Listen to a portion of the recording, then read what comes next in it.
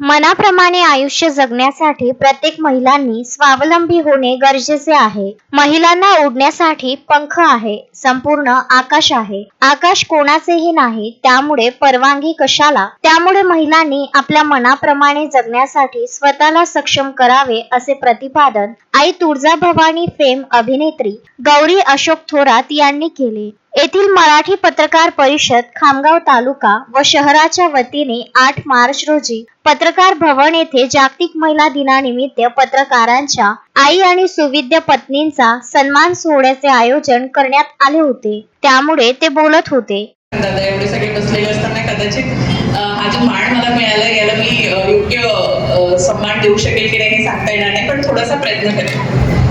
मला खामगाव पत्रकार संघामध्ये बोलवलं याचा एक आनंद आहे आणि दुसरं आजच्या कार्यक्रमाला बोलवलं याचा खास आनंद आहे, कारण महिला दिन आणि महिला दिनाविषयीचं वक्तव्य या सगळ्या गोष्टी माझ्या खूप मनाच्या जवळच्या आहेत.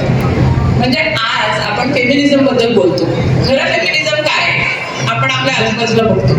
आज सकाळपासून मी 2 गोष्टी बघितल्या ज्या मला फेमिनिझम सारख्या वाटतात. तुम्ही बघा तुम्हाला पटतंय का? आता थोड्या वेळापूर्वी ती छोटी मुलगी ती कॅमेरा घेऊन उभी होती.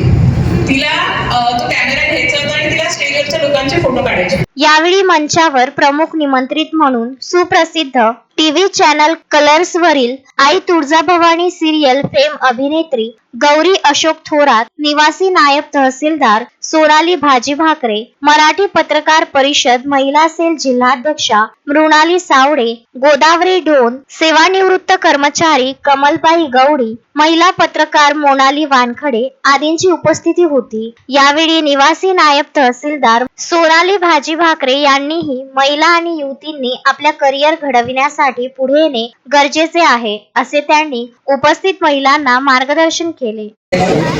जसं मॅडमने सांगितलं, महिला म्हणजे फार जिव्हाळ्याचा विषय आहे त्यांच्या आणि माझाही. असं वाटतं मैत्रिणीशी गप्पा मारतोय जेव्हा मी महिलांची संवाद साधते तेव्हा. आणि पत्रकार बांधवांच्या संकल्पनेतून आजचा हा शुभ मुहूर्त निर्माण झाला. सर्व पत्रकार बांधवांना खूप खूप धन्यवाद. आपली भाषणं खूप उत्स्फूर्त होती, खूप प्रेरणा देणारी होती आणि पुरुषांच्या तोंडून महिलांचं कौतुक ऐकणं म्हणजे सौभाग्यच म्हणायचं.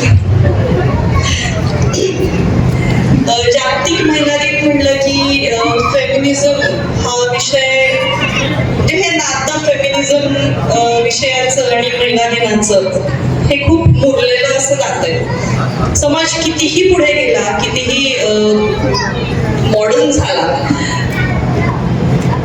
तरीही महिला कुठे ना कुठे लढा देत असते. तो लढा असतो तिच्या स्वातंत्र्यासाठी, तिच्या स्वतःसाठीच्या वेळेसाठी, स्वतःचं मत मांडण्यासाठी सुद्धा तिला लढा द्यावा लागतो. हो, आपण पुरोगामी समाजात राहतो, खूप गोष्टी मॉडर्नाइज झालेल्या आहेत, महिला शिकता आहेत, पण तरीही हा मूलभूत प्रश्न अजूनही सुटलेला नाही.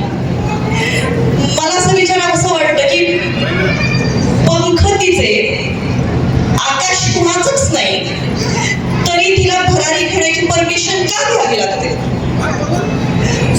परमिशन कुणाची?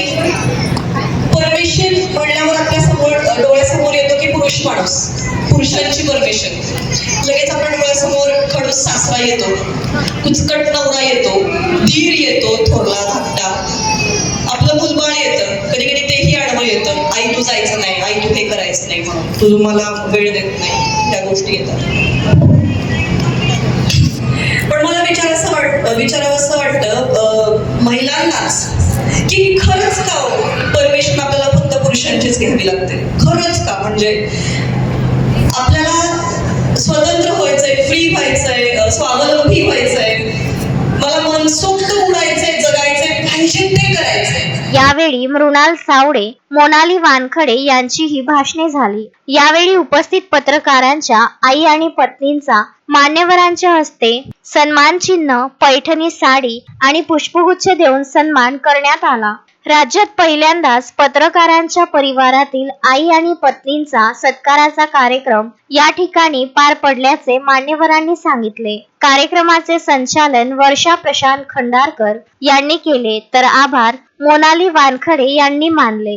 यावेळी कार्यक्रमाला जिल्हा पत्रकार संघाचे जिल्हाध्यक्ष रणजित सिंग राजपूत, ज्येष्ठ पत्रकार राजेश राजोरे, ज्येष्ठ पत्रकार सतीशप्पा दुडे, कार्याध्यक्ष प्रशांत देशमुख आदींची उपस्थिती होती. सदर कार्यक्रम यशस्वी करण्यासाठी अनुप गवडी, महेश देशमुख, गणेश पानझाडे, कुणाल देशपांडे, महेंद्र बनसोड, प्रसेनजित गव्हांदे, शिवाजी भोसले यांच्यासह मराठी पत्रकार परिषदेचे सर्व पदाधिकारी आणि सदस्यांनी परिश्रम घेतले.